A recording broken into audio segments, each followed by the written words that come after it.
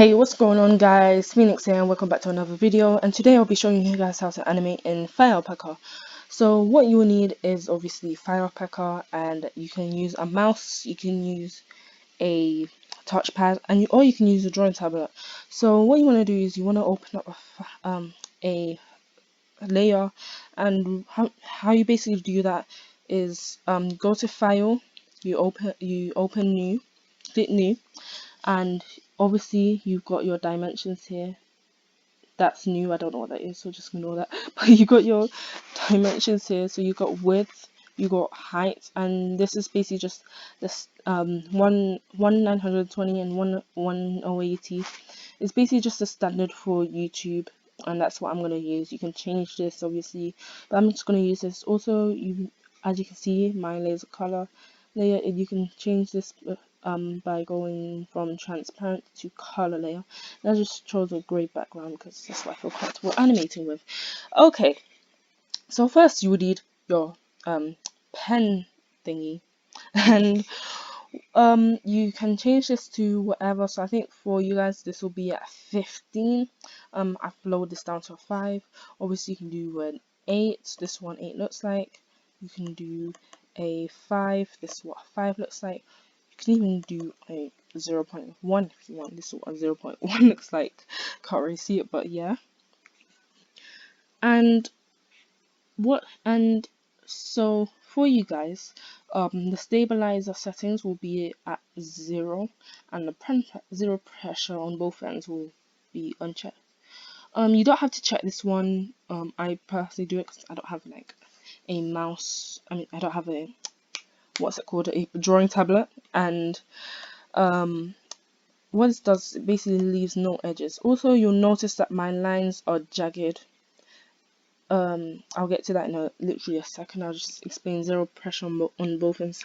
What zero pressure on both ends basically does is what it says, it adds zero pressure on both ends.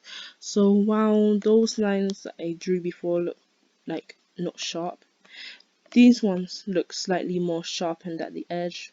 Look, you got like that here, and then you got this rounded edge. And of course this is completely optional. I prefer to have it on, but I do turn it off sometimes. And stabilizer global settings, you can change this. So this is what it looks like on 0, and this is what it looks like on 40, which is the one I have on all the time.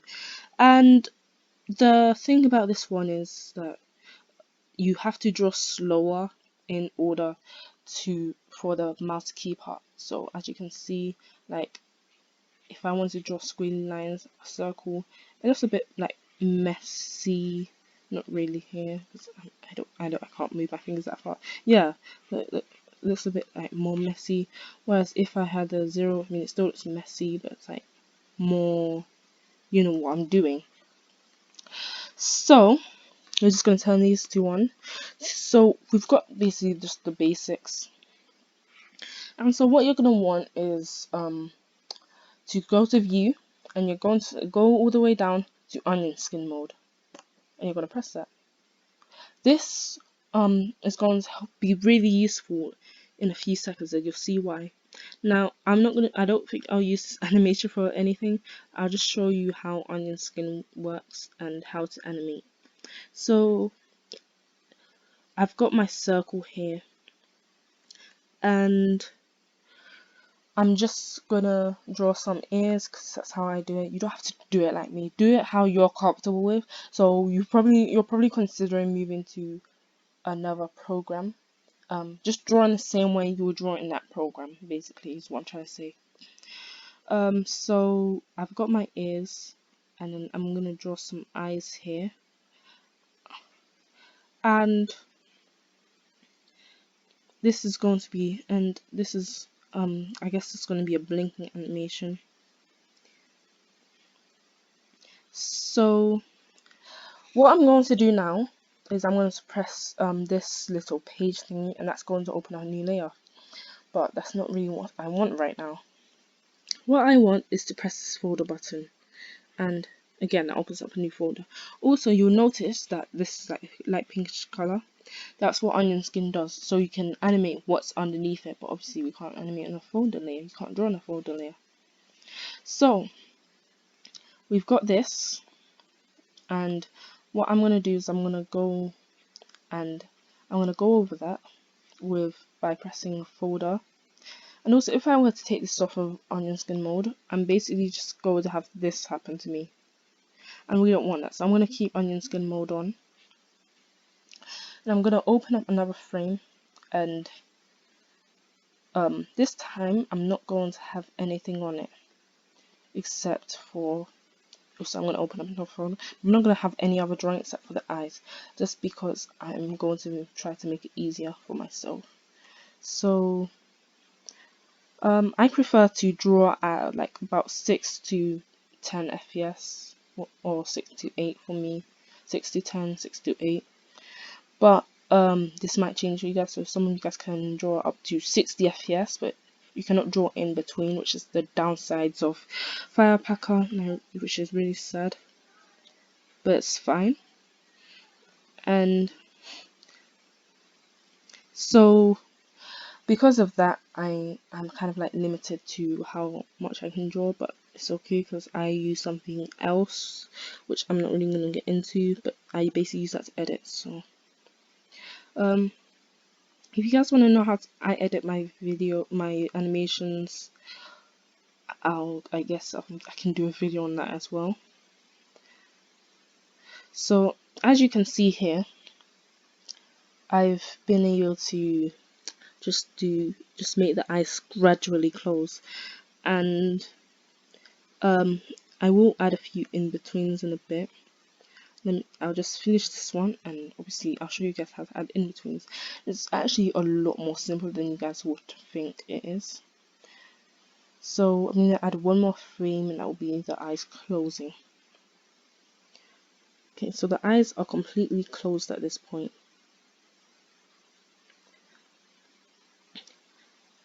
And as you can see, it's obviously it's quite far, so I'm going to lower that to about 10, and it closes quite smoothly. So now what I'm going to do is I'm just going to get rid of all of this. I'm gonna draw around it like so. Because I don't really need this. I'll draw a face so around it afterwards. I just don't really need that right now. And I've chopped a bit of this off. So let me show you how it looks again. Obviously as a line, just ignore that, but it's very smooth and you can see it better without flashing your eyes. So now what I'm gonna do is I'm gonna draw a face around it. So let me just get rid of this. So now what I'm gonna do is I'm gonna draw a face around it. Oh wait, no, in-betweens, that reminds me. So I'm gonna draw the sorry, my microphone, my earphones fell out. So I'm gonna draw. So as you can see, the top layer is green and the bottom layer is pink. So we're just gonna take this and we're gonna draw in between. And because it's only one layer, you might not see big effect on how it looks. If I work out how to, I'll probably just do like maybe like. So I'll label this in between, but if I know how to figure out how to, I'll do a side-by-side comparison. If I don't, then you ain't gonna see that, so you'll know. I'll figure out. I have friends apparently. So yeah. I might split this video into 2 parts, so this will just be a line art thing. Then I'll show you guys how to color, and then yeah. Or I might just do all the coloring in this video as well. I might do that because honestly, I'll just end up procrastinating, like I've been doing on my 20 other map projects. So yeah. So as you can see, basically just got all my lines down. I'm gonna have this in between here, and now what I'm gonna do is I'm gonna draw a face, which is why I probably should have got rid of circle, just drawn around it, but it's fine because I'm not that bad at drawing. I say this, but then I screw up a drawing every time. So okay, I'm not gonna I'll just draw that bit on top. But so I'm gonna show you guys what's called a pro gamer move. Everyone knows how to do this, but maybe not you guys, in because it's Firealpaca, you're probably new to this, which is why you're watching this video. But I'm just gonna draw a quick face, and yeah. Now I'm gonna copy this. I'm going to put in every single layer.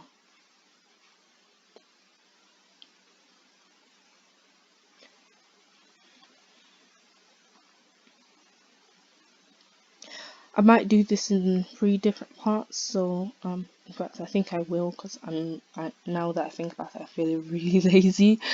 Probably that's a really bad habit. I probably should get out of that. But yeah. So as you can see, it's bugging for me. So I usually just press on this button which says high quality output, and just yeah.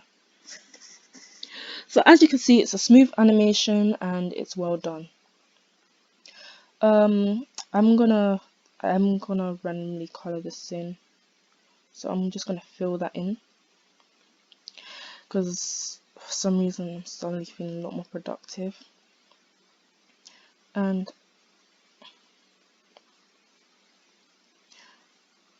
I guess I'm gonna have this on underneath, but I might change that in a bit.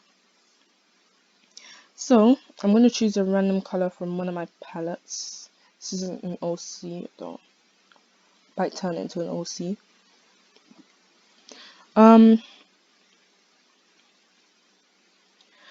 Yeah. So obviously I'm gonna put these as a blank for the eyes. I'm not gonna draw in the eyes, but if you guys want in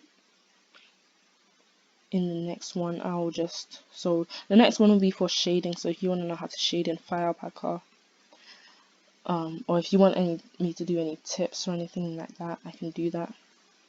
I'm actually gonna duplicate this layer as well. And also I didn't mention this, but there's 2 papers here, and you can press that, and what it does, it duplicates the thing. I'm gonna color this in, and I'm just gonna take this, and also as you can see that it has it filled in where the line was before. So I'm just gonna duplicate this and just keep putting it everywhere. And also, if you want to autoplay, I don't know if I just said this, but if you want to autoplay, go to view and go scroll down and click autoplay, and it basically just shows you your animation, how it looks. So yeah, that's basically just how you color in Firealpaca. It's pretty simple. Just need the fill bucket. And also, I didn't mention this, but sometimes your lines might not look that great. Like, it won't look as filled in, if you know what I mean. So what I'm gonna do is I'm gonna take this, and I'm gonna unfill all this, just show you guys what I mean. And so this is at 71. We're gonna put down the tolerance. We're gonna expand it by nothing, and I'm gonna close this gap. I'm gonna let gaps be open. That's what it looks like, because we have a gap here, and it just doesn't really look that great. So also, if I wanted to get rid of the color inside, some of the color, although you can't really see it that well, some of the color remains inside the eye. So I'm gonna fill this in. So I'm gonna expand it by 1. Oops. I'm gonna expand it by 1. I'm gonna raise the tolerance to quite a bit. Hopefully this doesn't mess it up. You can't have the tolerance too high. So the tolerance wasn't unbearably high for the thing. So obviously I was able to do it, but yeah. I'm just gonna show you what would happen. Yeah. So if you have a tolerance too high, it will fill in everything. So you have to adjust the tolerance level so it's an okay. place to be. And I'm gonna this is the eraser, and I'm just gonna erase some of the eyes. I'm just gonna do one of them because again I'm feeling quite lazy. I'm a very lazy person, if you cannot tell by this video. Um, so yeah. Oh wait, I should have probably put in transparent over here. Yeah. So I'm just gonna, yeah. So it's a fairly okay animation. It's not perfect. Obviously, we've got a few mistakes, inconsistencies, all of that, but that could also easily be readjusted. This is just how I would personally animate. You guys don't actually have to animate like this. Also, if you want to duplicate a layer, all you have to do is go onto like so. Well, you know how to duplicate layer, but you probably don't know how to duplicate a folder. It's basically the same process. These two paper looking things, put them here. Oops, not there. Here, and then yeah, I'm not gonna do all of these, but you can just drag them on top. Yeah, so it's blinking now, and this was a very long video for such a short simple thing, so I'm very sorry for how long this was. I'll try to make the next one shorter, but with that being said, thank you so much for watching this video. This is my first ever video with me talking in it, so obviously I'm very inexperienced. That's the excuse and I'm sticking with it. So thank you all for watching, and I'll see you guys later, I guess, if I do another one of these. I don't know if I will, but I'll see you guys later. See you.